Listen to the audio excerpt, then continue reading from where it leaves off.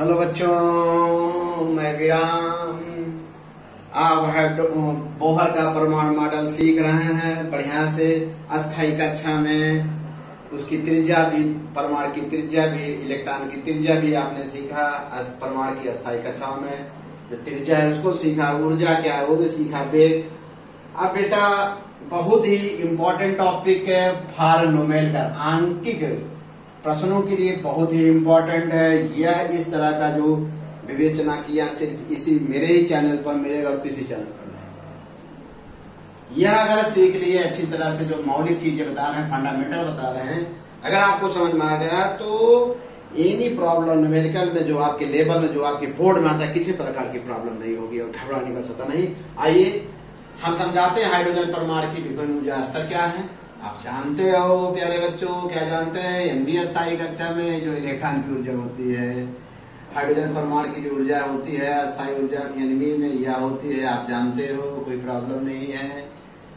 अगर मान लीजिए जो हाइड्रोजन परमाणु की इलेक्ट्रॉन है प्रथम मुख्य माने प्रथम कक्षा में हो n बराबर 1 पर, तो E1 इक्वल टू -13.6 अपॉन 1 का वर्ग है।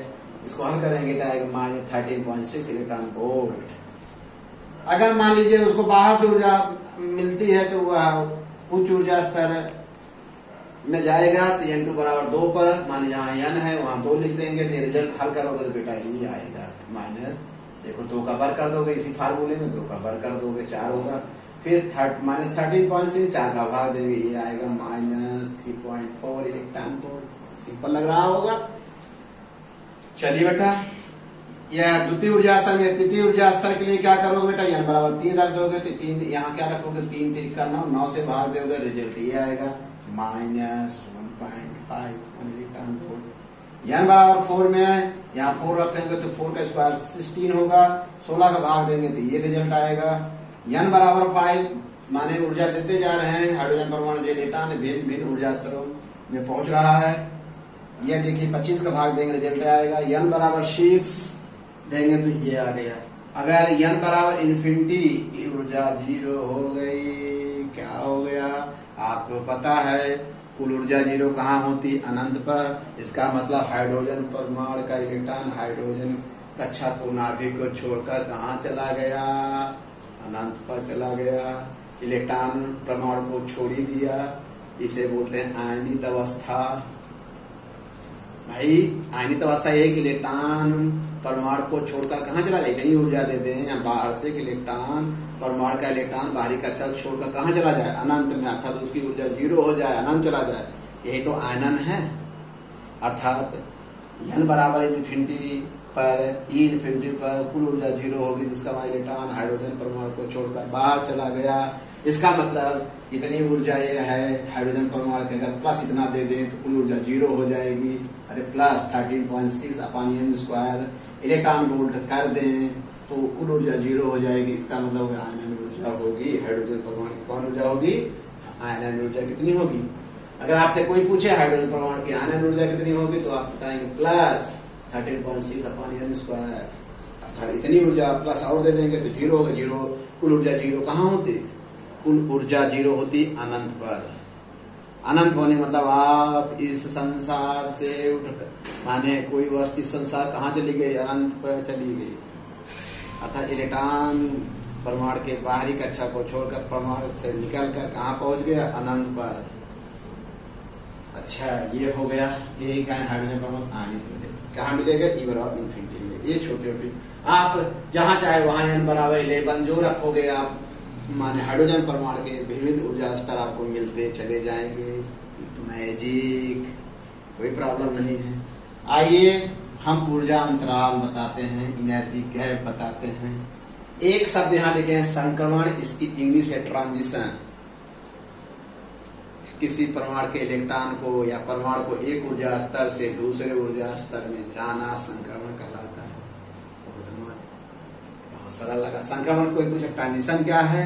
अरे भाई इलेक्ट्रॉन या परमाणु को एक ऊर्जा स्तर से दूसरे ऊर्जा स्तर में जाना ट्रांजिशन कहलाता है। यहाँ हम समझाते हैं संक्रमण 2 से 3, माने इलेक्ट्रॉन उच्च ऊर्जा स्तर से निम्न ऊर्जा स्तर 2 से 1 में आ रहा, उच्च ऊर्जा स्तर से निम्न ऊर्जा स्तर में आ रहा है, तो ऊर्जा अंतराल क्या होगा, डेल्टा ई बराबर E2 माइनस E1, इसका मान निकाल चुके हो, यहाँ मान रख दिए, डी कर दिए, ये आ गया कितना बेटा, डेल्टा ई माने 2 से 1 में जो एनर्जी गैप है 10.2 इलेक्ट्रॉन वोल्ट का है। अच्छा लगा आपको? संक्रमण कोई पूछे ट्रांजिशन क्या है तो बताना, फिर बार बार हम बता रहे हैं इलेक्ट्रॉन या परमाणु को एक ऊर्जा स्तर से दूसरे ऊर्जा स्तर में संक्रमण कराता है। यहाँ कहाँ गया, 3 से 2 माने उच्च ऊर्जा स्तर 3 से 2 में आया है। तो एनर्जी गायब कैसे निकालो, डेल्टा ई बराबर E3 माइनस E1, इनका मान ये दिया गया है, यहाँ हम अच्छी तरह से हल किए हैं। इतना आ गया एनर्जी गायब, इतना आ गया। संक्रमण 4 से 3 के लिए वही सिंपल से मान रखते जाइए, ये माइनस है तो माइनस है तो प्लस इतना आ जाएगा। सरल भाषा जो हमारे बायोलॉजी डॉक्टर बनना चाहते हैं उनके लिए बहुत ही ओपन किया हूँ, बहुत अच्छी तरह से। देखो इतना आ गया।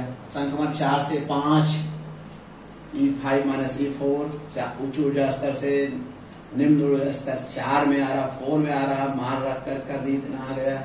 संक्रमण कहाँ है बेटा, 6 से 5 हम लोग कहाँ तक लिए, 6 से तक लिए हैं, इतना एनर्जी गैप इतना आ गया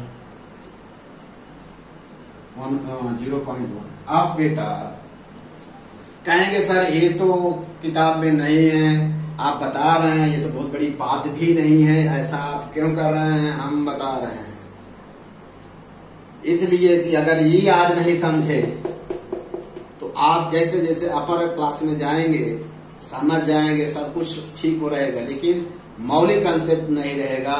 आप कैसे करोगे? पहली बात देखिए, संक्रमण कैसे आप अंतर महसूस करिए, अच्छा लगेगा, बहुत अच्छा लगेगा। 2 से 1 और 3 से 2।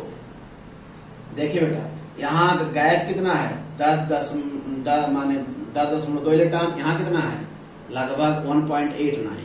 इसको आइए ऊर्जा स्तर बनाते हैं तो ज्यादा क्लियर होगा, ज्यादा समझ में आपको आएगा। इसको हम यहाँ पर साफ कर देते हैं,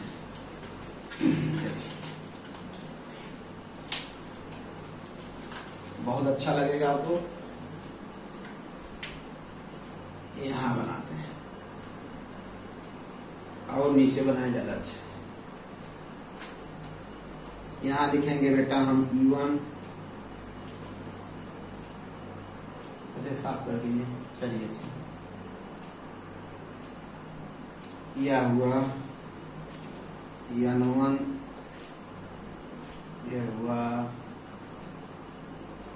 E1 है माइनस 13.6 इलेक्ट्रॉन। फिर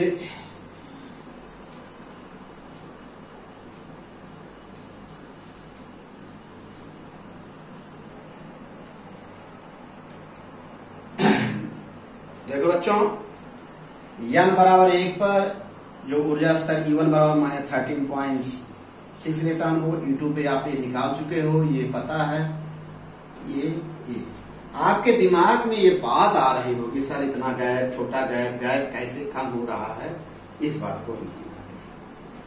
देखिए जब इलेक्ट्रॉन या परमाणु इस ऊर्जा स्तर से एनर्जी गैप कितना 10.2 है, जब संक्रमण 3 से 2 में हो रहा है तो डिफरेंस कितना है 2 से 3 में 1.89। अगर हम आपके लेवल में बताएं, अगर इसको 10 रुपया मान लें तो ये लगभग 2 रुपया होगा, तो जो अंतराल है तो सबसे ज्यादा गैप किसमें होगा, इसके बाद इसका 5वां भाग होना चाहिए, इसका 5वां भाग होना चाहिए, जबकि ये कुछ ज्यादा ही है। नहीं समझ पाए बेटा, यह 10 रुपया पूरा गैप है। अब ये लगभग कितना आएगा, मान लो बेटा, समझ लो, लगभग 2 रुपया होगा। हम इसको समझाने के लिए ऐसा कर रहे हैं। ये 10 रुपया तो इसका 2 रुपया होगा, तो इसका 5वां भाग ना, 5वां भाग लेंगे तो 1 2 3 4 5, 1 2 3 4 5। अच्छा हो गया क्या? देखो 1 भाग 2 भाग 3 भाग 4, 1 2 3 4 5। इसका माने यह जो बनना चाहिए, इनके बीच में इतना ही गैप होना चाहिए। क्योंकि इतना गैप हम कर देंगे तो आपको समझ में नहीं आएगा। अच्छा ये तो क्लियर हो गया, इतना गैप, इतना छोटा गैप। इसमें क्या होगा, 4 से 3 में कितना है देख लो, 66 पैसा, मतलब देख रहे हैं यह 2 है, इसका आधा 36 का 18 है, इसका तीसरा भाग। गैप तब भी ज्यादा ही बना है, गैप धीरे धीरे कम हो रहा है, नहीं देख रहे हैं। फिर नहीं पकड़ पाता है। एनर्जी गैप धीरे धीरे कम हो रहा है तो उनके बीच जो ऊर्जा स्तर, उनके बीच भी तो गैप धीरे धीरे क्या होगा, कम होता चला जाएगी। इधर इसमें देखिए 4 से 5 में कितना हो रहा है, इसका आधा 31 माने आधा तो होगा 32 माने और कम होना चाहिए गैप, और कम, ये और पास। तो आप जब बनाइएगा देखो बेटा, तो पहले और दूसरे में लंबा गैप रखिए, फिर उसका 5वां भाग ऐसे बनाएंगे तो और बहुत अच्छा एनर्जी लेवल बनेगा। इससे क्या निष्कर्ष निकला, हाइड्रोजन परमाणु में विविध ऊर्जा स्तर होते हैं। कैसे, अगर लगातार होता तो गैप क्या होता, समान होता ना।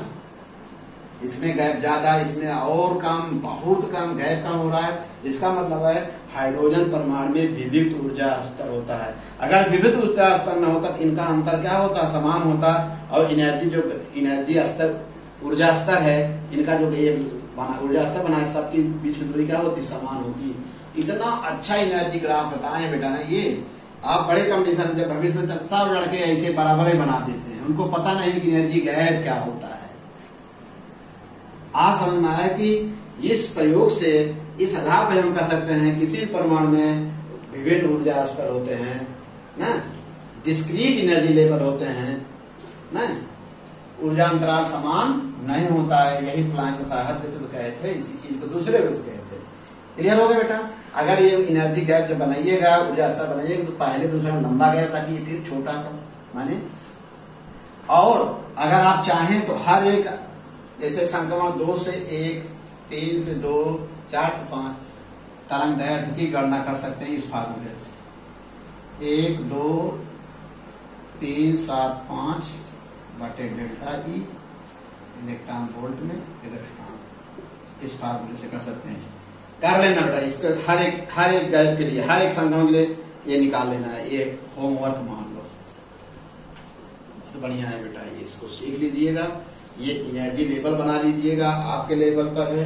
नहीं तो भविष्य में ये अगर समझ में नहीं आएगा तो आप लोग कभी बनाना होगा MSc BSc अपर कक्षाओं में, तो ऐसे साथ ग्राफ बराबर बनाओगे, आपको समझ में नहीं आएगा कहाँ नीचे गैप ज्यादा होगा, ऊपर गैप ज्यादा होगा। लेकिन हम जो समझाएं आपको बहुत अच्छी तरह समझ में आया है। ओके बेटा, थैंक्स।